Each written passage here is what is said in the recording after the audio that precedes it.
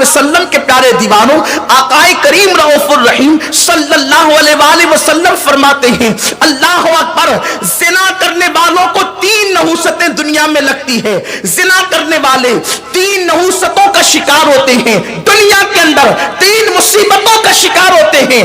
سب سے پہلی مصیبت زنا کرنے والوں کو جو لگتی ہے، ان کے چہروں سے وجاہت ختم ہو جاتی ہے، ان کے چہروں سے حسن ختم ہو جاتا ہے. آج نوجوان حسین و جمیل بننے کے لیے کتنی تگ و دو کرتے ہیں. کوئی صابن استعمال کر رہا ہے، کوئی چہرہ بنا رہا ہے، کوئی کہیں جا رہا ہے، کوئی کہیں جا رہا ہے.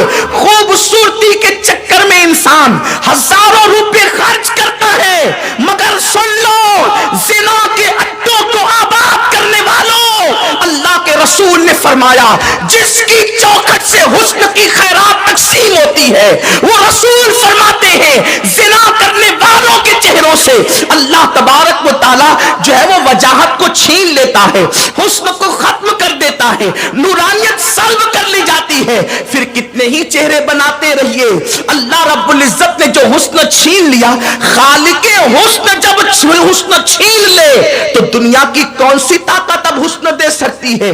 دنیا کی کون سی طاقت تمہارے چہرے پر جو ہے وہ رنگت عطا کر سکتی ہے؟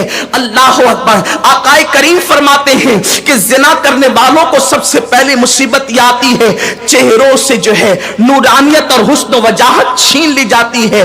آج لوگوں کا حال یہ ہے، شادیوں میں چلے تو چہرے بنا کر چلے، ولیمہ میں چلے تو چہرے بنا کر چلے، محفلوں میں چلے تو چہرے بنا کر چلے. مگر یاد رکھیں، اداسی جو قدرت کی طرف سے چہروں پر چھائی ہے، وہ چہرے بنانے کی بنیاد پہ ختم نہیں ہو سکتی. اسی لیے تو فرمایا پاک دامنوں کے چہروں سے وجاہت جھلکتی ہے، وجاہت ٹپکتی ہے. اور پھر اللہ والوں کی شان تو یہ بتائی گئی کہ ان کے چہرے دیکھو تو خدا یاد آ جاتا ہے. میرے پیارے آقا صلی اللہ علیہ وسلم کے پیارے دیوانوں، اور دوسری مصیبت میرے آقا فرماتے ہیں، قاسم نعمت فرماتے ہیں، جوانی کی دہلیز پر قدم رکھ کر اپنی متاع زیست کو لٹانے والے، اپنے آپ کو بیماریوں کا شکار کرنے والے نوجوان، اپنے آپ کو تباہی کے دہانے تک پہنچانے والے نوجوان، دل کے کانوں سے سنیں. حضور علیہ السلام فرماتے ہیں جو زنا کرتا ہے، دوسری مصیبت دنیا میں یہ آتی ہے کہ اللہ اس کی روزی کو کاٹ دیتا ہے، وہ تنگی رزق کا شکار ہوتا ہے. اور میرے آقا صادق و مصدوق نبی صلی اللہ علیہ وسلم فرماتے ہیں یہاں تک کہ انسان روٹی کے ٹکڑے کو بھی محتاج ہو جاتا ہے. انسان روٹی کے ٹکڑے کو بھی محتاج ہو جاتا ہے، خدا اس کو محتاج کر دیتا ہے، زنا محتاجی لاتا ہے. آج ہمارے نوجوان جوانی کی دہلیز پر پہنچ کر کیا زنا کے اڈوں تک نہیں پہنچتے؟ جوانی کی دہلیز پر کیا قدم رکھا؟ غلط دوستوں کی صحبت ملی، کبھی نشے کی طرف، کبھی زنا کی طرف. اللہ اکبر. یہاں تک فرمایا میرے آقا صلی اللہ علیہ وآلہ وسلم نے کہ زنا کرنے والا آج نہیں تو کل اگر وہ توبہ نہ کرے، وہ روٹی کے ٹکڑے ٹکڑے کو محتاج کر دیا جائے گا. اور آپ نے بڑے بڑے بادشاہوں کی زندگی نہیں پڑھی جن کے تخت و تاج کا حال یہ تھا کہ جن کے دور حکومت میں لوگ کہتے تھے سورج غروب نہیں ہوتا، بعض ممالک میں غروب ہوتا تھا تو دوسروں میں نکل جاتا تھا. جن کی حکومتوں کا حال یہ تھا، جب ان کی زندگی کے آخری لمحات آئے تو زنا اور بدکاری کی بنیاد پر وہ اس منزل پر پہنچے کہ جیل کے سلاخوں کے پیچھے ان کو اپنی زندگی گزارنی پڑی اور وہ روٹی کے ٹکڑوں کو محتاج ہو گئے. یہ نہ سمجھنا کہ اللہ نے جوانی دی ہے تو موج مستی کرے، اللہ نے جوانی دی ہے تو جو جی میں آئے کرے. اللہ نے جوانی دے کر چھوڑ نہیں دیا، ہر چیز کا ایک بار حساب ہو رہا ہے قیامت میں، اور جوانی کا 2 مرتبہ ہو رہا ہے. جس جوانی کا حساب اللہ نے جوانی ایک بار دے کر 2 بار حساب لینا ہے، اس جوانی کو کتنی احتیاط سے گزارنا ہوگا.